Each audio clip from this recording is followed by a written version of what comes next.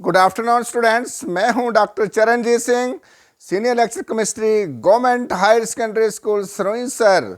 Students, आजकल छुट्टियों का मजा आप लोग ले रहे हैं, लेकिन छुट्टियों में हम आपके लिए कुछ मटेरियल भी तैयार कर करके यूट्यूब में डालते जा रहे हैं। और जब मौका आए शाम को, कभी कभी दिन का एंजॉयमेंट करने के बाद शाम को मन करे तो पढ़ लेना। चॉइस आपकी है, चॉइस राइट है, गलत तो है नहीं। टीचर इज़ अवेलेबल, कभी भी आपको पढ़ना हो तो हमने मटेरियल यूट्यूब पे डाल दिया है। आप कोशिश करें कि इसको समझने की कोशिश करें बच्चों। जिनको पढ़ना होगा तो कोई बच्चा दूर दूर बैठे होते हैं, देश के किसी कोने में बच्चा ऐसा है जिसको मटेरियल नहीं मिलता है या प्रॉपर समय नहीं आती है, तो हम कोशिश करते हैं कि सिंपल वे से हम समझाने की कोशिश करते हैं। तो I hope, shall I start? Yes. Now today the topic of discussion is biodegradable polymers. Biodegradable polymers. Students, biodegradable polymers का मतलब होता है environmental friendly polymers. We should use the polymers for our needs, but they must be biodegradable. They should not harm the environment. हमारा environment जो है वो harm नहीं होना चाहिए, क्योंकि environment होगा तो तभी हम safely रह सकेंगे। तो बायोडिग्रेडेबल पॉलीमर्स हमारे सिलेबस में बच्चों दो हैं जो एनसीईआरटी के सिलेबस में है। ऐसे तो मैंने नाम 5 लिखे हुए हैं। वो कौन कौन से हैं बच्चों? पहला बायोडिग्रेडेबल पॉलीमर जो है वो है PHBV। PHBV इसका शॉर्टकट नाम है। दूसरा नाइलन 2, नाइलन 6, ये एनसीईआरटी के सिलेबस में है। इसके अलावा मैंने 3-4 पॉलीमर्स के नाम और भी लिखे हुए हैं जो बायोडिग्रेडेबल हैं। उनमें से एक है पॉली बीटा हाइड्रोक्सी ब्यूटारेट को beta hydroxy valerate. This is PHBV, most important biopolymers जो हमारे सिलेबस में एनसीईआरटी के। उसके बाद आता है पॉलीग्लाइकोलिक एसिड PGA, फिर आता है पॉलीलैक्टिक एसिड PLA, और फिर आता है पॉली ईटा कैप्रोलैक्टोन PCL, फिर आता है नाइलन 2, नाइलन 6। हमारा जो पॉइंट ऑफ डिस्कशन है, the point of discussion is today we will discuss PHBV। अरे नाम याद रखना, बड़ा मजा आएगा। BV, H माने हस्बैंड, हस्बैंड BV HBV, और पहले उसके पॉली लगा दो तो PHBV। ये ट्रिक से याद कर लो इसका नाम। और दूसरा नाइलन 2, नाइलन 6। स्टूडेंट्स, आपको पता होना चाहिए कि बायोडिग्रेडेबल का मतलब क्या होता है। मतलब इसका ये हुआ कि ये वो पॉलीमर हैं, अगर शरीर के अंदर इनको लिया जाए, जैसे अगर हमने कैप्सूल लेना है, कोई दवाई लेनी है, कैप्सूल के अंदर डालकर बच्चों लेनी है अगर दवाई, तो उस दवाई को हमें अगर लगातार वो दवाई किसी ऑर्गन को चाहिए है, हम बार बार उसको दे नहीं सकेंगे। हम कैप्सूल में डाल देंगे, कैप्सूल पॉलीमर का बना होगा, जैसे PHBV का बना हुआ कैप्सूल है, और उसके अंदर हमें दवाई डाल दी। अब वो दवाई जहाँ जिस टारगेट ऑर्गन पे जाएगी, थोड़ी थोड़ी करके ब्लड में मिक्स होकर उस ऑर्गन को मिलती जाएगी। अब आप बार बार तो दे नहीं सकोगे, इसलिए आपने वो कैप्सूल के अंदर डाल दी, और वो कैप्सूल आस्ता आस्ता समय के साथ अपने आप डिग्रेड हो जाएगा, और इस तरह से हमारी बॉडी को भी कोई हार्म नहीं होगा। इसका मतलब दे आर नॉन टॉक्सिक, वो हार्मफुल नहीं होते बायोडिग्रेडेबल पॉलीमर्स। और बच्चों, इसके अलावा इसका दूसरा यूज़ ये है बायोडिग्रेडेबल पॉलीमर्स का कि टारगेट ओरिएंटेड है। अगर हमें कोई दवाई लीवर को देनी है तो हम वहाँ बायोडिग्रेडेबल पॉलीमर ऐसा लगाएंगे उस कैप्सूल का जो लीवर के मॉलिक्यूल जिसको एफिनिटी करें, अपनी तरफ खींचें, उस तरह से बायोडिग्रेडेबल पॉलीमर लगाएंगे हम। तो फिर बाद में अपने आप डिग्रेडेड हो गया, जैसे जैसे उसको ऑर्गन को दवाई मिलती जाएगी। Target drug delivery system, polymer affinity towards that organ, और कंट्रोल ड्रग डिलीवरी। और एक यूज़ इसका और भी होता है कंट्रोल ड्रग डिलीवरी, जितनी डिलीवरी करनी है आस्ता आस्ता वहाँ से उसको मिलती जाएगी बच्चों। तो ये बायोडिग्रेडेबल पॉलीमर्स के यूज़ मोटे मोटे मैंने आपको बता दिए। अब आप बोलो सर जी, बायोडिग्रेडेबल पॉलीमर्स में तो प्रोटीन भी होते हैं। हाँ बिल्कुल, प्रोटीन भी बायोडिग्रेडेबल बायोपॉलीमर है, मगर वो नेचुरल है, सिंथेटिक नहीं है। जैसे PHBV ये हमने लेबॉर्ट्री में बनाया हुआ है, यूज़ के लिए बनाया हुआ है। प्रोटीन्स तो है ही है, सेल्यूलोज तो है ही है, ये तो न्यूक्लिक एसिड DNA आ रही तो नेचुरली बनते हैं, ये भी बायोडिग्रेडेबल पॉलीमर्स। लेकिन ये नेचुरल है, ये तो हमें चाहिए होते हैं। लेकिन हमने जो सिंथेटिक बनाए हुए हैं उनके बारे में हमारे सिलेबस में जो 2 मेन हैं वो नाइलन 2 एंड नाइलन 6, और दूसरा है PHBV, हम मेन उसी पे ऊपर डिस्कशन करेंगे। अब आप बोलोगे सर जी अगर ये बायोडिग्रेडेबल तो नॉन बायोडिग्रेडेबल कौन से बच्चों? पॉलीएस्टर्स, रबर्स, ये कौन से? ये तो नॉन बायोडिग्रेडेबल हो गए ना। पॉलीथीन्स, ये सब नॉन बायोडिग्रेडेबल है। ये अगर एनवायरनमेंट में आप फेंक दें, हज़ारों साल के बाद भी वैसे के वैसे ही रहेंगे। जैसे पॉलीथीन है, नॉन बायोडिग्रेडेबल है, इसको माइक्रोब्स कुछ नहीं कर सकते, एंजाइम कुछ नहीं कर सकते हैं, केमिकल से इनका कोई डिस्ट्रक्शन नहीं हो सकता है। तो ये हार्मफुल है एनवायरनमेंट के लिए। तो और ये टॉक्सिक भी हैं, लेकिन बायोडिग्रेडेबल वाला जो है वो ना टॉक्सिक है ना हार्मफुल है। इसलिए आप सबसे पहले बायोडिग्रेडेबल पॉलीमर्स की हम डेफिनेशंस आपको बताते हैं। Biodegradable polymers are the polymers which are degraded by microorganisms, mycobacteria, viruses.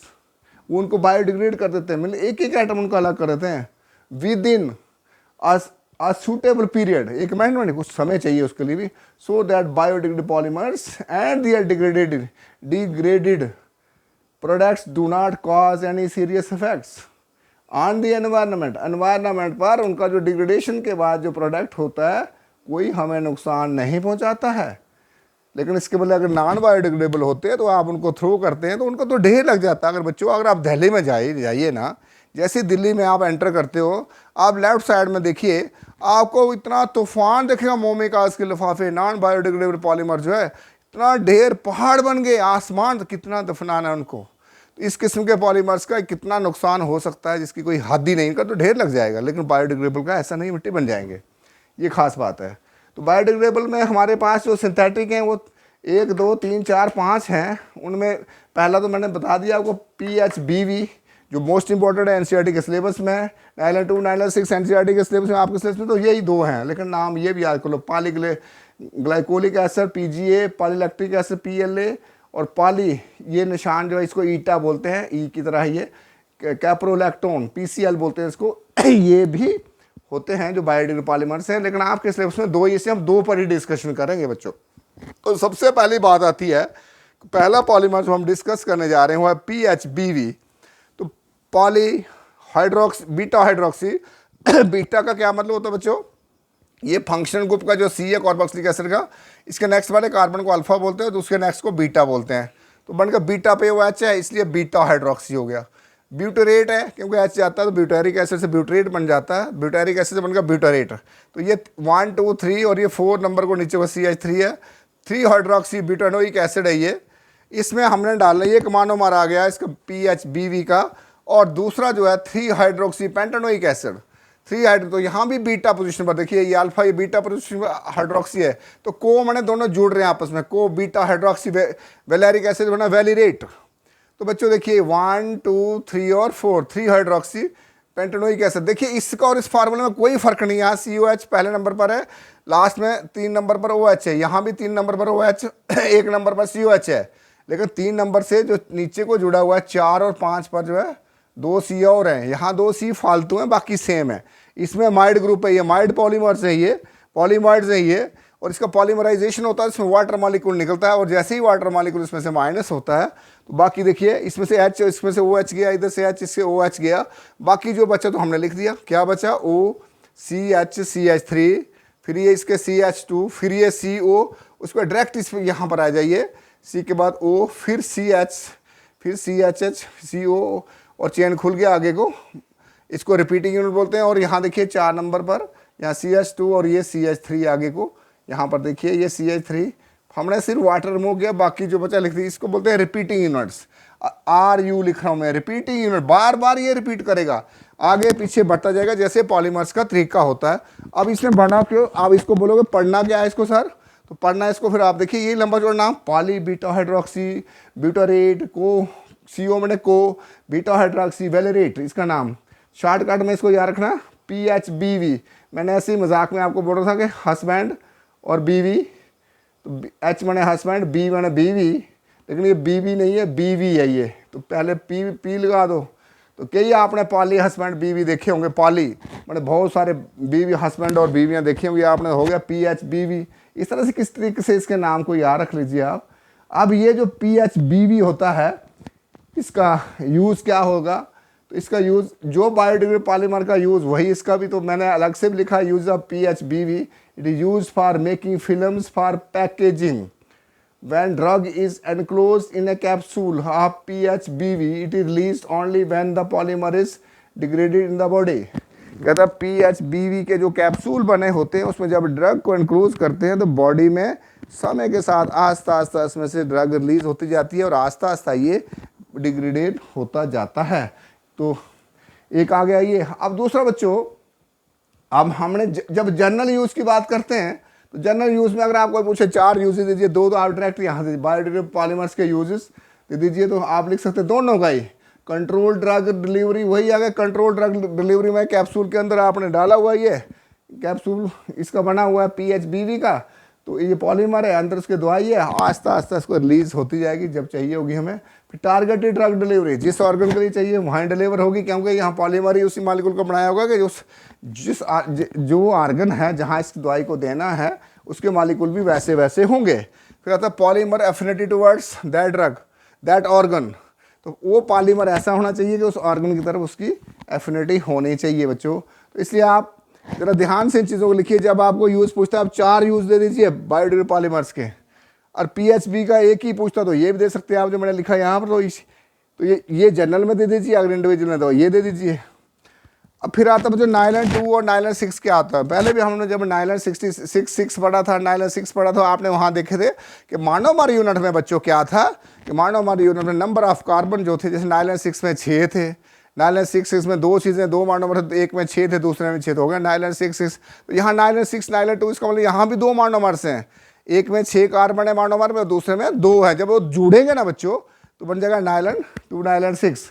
अब देखिए आपको पूछे नाइलन 2 नाइलन 6 के मोनोमर्स के नाम बताइए, तो आपने सबसे पहले लिखना है ग्लाइसिन और दूसरे का लिखना है 6 अमीनो हेक्सेनोइक एसिड। 6 अमीनो हेक्सेनोइक एसिड दूसरे का, 2 मोनोमर्स होते हैं और दोनों में NH2 लगा, दोनों साइड से ऊपर भी NH2 था, यहाँ भी COH है, तो जिसमें NH2 लगा होता है उनको अमाइड पॉलीमर्स बोलते हैं बच्चों, अमाइड के पॉलीमर्स हैं ये। अब देखिए नाइलन 2 नाइलन 6 में क्या है, यहाँ 2 C हैं, तो हमने कहा नाइलन 2 में 2 C हैं, पहले C पर COH लगा हुआ, दूसरे पर NH2 लगा हुआ है, दूसरे के साथ NH2 लगा हुआ है। NH2 का ये H निकलेगा, इसका OH निकलेगा जब भी आपस में ज्वाइन करेंगे पॉलीमर्स। तो N टाइम ये लिया, N टाइम ये ले लिया। दूसरा देखिए COH CH2 यहाँ 5 टाइम है, एक C ये और ये 5 ये हो गए 6 C और NH2 लेफ्ट साइड को। इस तो अमीन्स में से H जाता है और एसिड में से OH हो गया वाटर, इधर से H, इसका OH फ्रंट से हो गया water. N time water polymerization हुआ और हीट देनी है इसको बच्चों। जब हम इसमें हीट देते हैं ना तो फिर क्या बनता है, ये बनता है NH CH2 CO NH CH CO, तो ये आगे होल टाइम N, तो ये बन जाए देखिए 2 C इधर बच गए, बन गए और 6 इधर, तो नाइलन 2 नाइलन 6।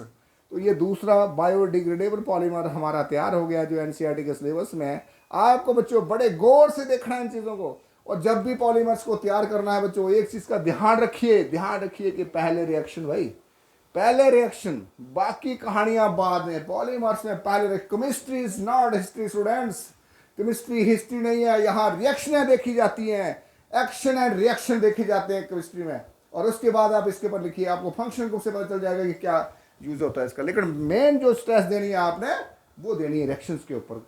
यूज तो आपको पता चल ही जाएगा, नाम भी बता देगा बायोडिग्रेडेबल है, डिग्रेडेशन हो जाएगा इनका, और क्या है इसका यूज तो आप दे ही दोगे, लेकिन रिएक्शन पर खास ध्यान दीजिए बच्चों। अब जब आप आते हैं कि ये है क्या चीज़, देखिए nylon 2 nylon 6 it is use in car components next to engine, engine के बाद इसका यूज होता है। It is biodegradable step growth copolymers, it is condensation polymer, condense जहाँ वाटर मूव होता है, it is condensation polymer students, it is condensation polymers. Car में भी इसका यूज है, और हम साथ में कह रहे हैं it is biodegradable step growth copolymer, step growth बच्चों, स्टेप ग्रोथ पॉलीमर से, और कंडेंसेशन भी है और बायोडिग्रेडेबल भी है, इट इज कंडेंसेशन। अब आता है uses of nylon 2 nylon 6। Nylon 2 nylon 6 का यूज क्या है स्टूडेंट्स, आप ध्यान से सुनिए। एक तो हमने जनरल में लिख दिया, ये बायोडिग्रेडेबल में दे दीजिए आप ये, लेकिन नाइलन 2 का अगर पर्टिकुलर लिखते हैं नाइलन 2 नाइलन 6 का, तो यूज फॉर मेकिंग रोप्स, रस्सियां बनाई जाती हैं, parachutes and artificial fibres. Artificial fibres बने अगर बायोडिग्रेडेबल वाले, it is polyamide. Polyamide amide होता है जिसमें NH2 लगा होता है। स्टूडेंट्स दोबारा देखिए, बायोडिग्रेडेबल पॉलीमर्स की हम बात कर रहे हैं। आज के दौर में बायोडिग्रेडेबल पॉलीमर्स बहुत इंपॉर्टेंट है।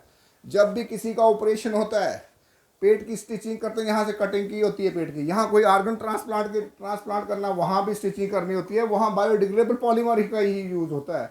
और मैंने बोल दिया कि ये टाइम के साथ कंज्यूम हो जाते हैं, आस्ते आस्ते डिग्रेड हो जाते हैं टाइम के साथ। तो दोनों पॉलीमर्स में अगर आपको कोई पूछे कि कौन कौन से हैं, तो आप लिस्ट में पांचों दीजिए। लेकिन आपने जो एग्जाम के लिए, जेके बोर्ड्स के लिए तैयार करना है, CBSE के पेपर के लिए तैयार करना है, तो आपने CBSE क्या बच्चों नीट और JEE के पेपर के लिए अगर तैयार करना है